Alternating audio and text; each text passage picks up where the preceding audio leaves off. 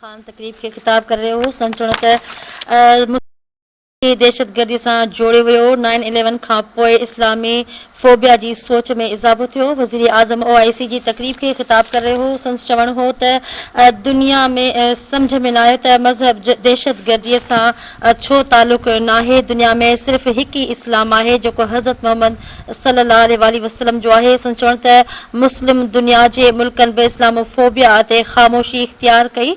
वज़ीर आज़म इमरान ख़ान जो चवणु हो त इस्लामोफोबिया जे लाइ 15 मार्च जो ॾींहुं आलमी ॾींहं तौरु मल्हाइण सुठी ॻाल्हि आहे। संदसि चवणो त इस्लाम खे दहशतगर्दीअ सां जोड़ियो वियो जंहिं ते घणा मग़रबी मुल्क मुतासिर थिया।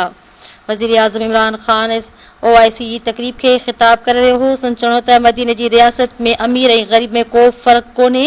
वज़ीर आज़म इमरान ख़ान चयो त दुनिया में हिकिड़ो ई इस्लाम आहे जेको हज़रत मोहम्मद मुस्तफ़ा सल्लल्लाहु अलैहि वसल्लम जो आहे। संदसि चवणो त रियासत मदीना दुनिया जी बहितरीन फलाही रियासत आहे।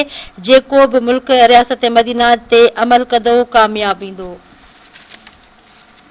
वज़ीर आज़म इमरान ख़ान OIC जी तकरीब खे ख़िताब करे रहियो हो। संदसि चवणो त न्यूज़ीलैंड में मस्जिद अंदरि निमाज़नि खे शहीद कयो वियो। संदसि चवणो त दुनिया इस्लामोफोबिया ते को बि आवाज़ न उथारियो। वज़ीर आज़म इमरान ख़ान चयो त मज़हब खे दहशतगर्दी सां जोड़णु ग़लति आहे।